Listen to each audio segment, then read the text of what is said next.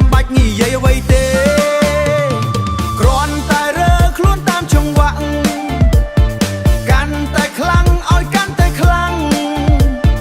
បាត់បង់ម្ចាស់ការលើខ្លួនឯងហាក់ដូចជាពិភពលោកកំពុងរលី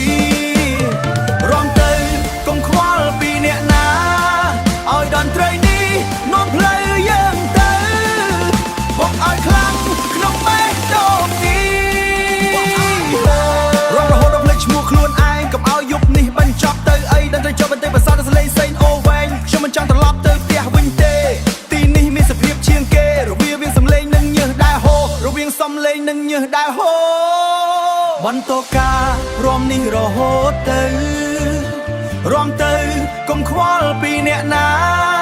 ឲ្យតន្ត្រីនេះនាំផ្លូវយើងទៅបុកឲ្យខ្លាំងក្នុងបេះដូងនេះរហូតដល់ភ្លេចបញ្ចប់តែសំឡេងភ្លេងបុកខ្លាំងម្ដងទៀតរួចស្រត់ចុះបន្តិចម្ដងរំភ្លេចរំឲ្យភ្លេចឲ្យភ្លេងនាំទៅរហូតដល់ភ្លឺ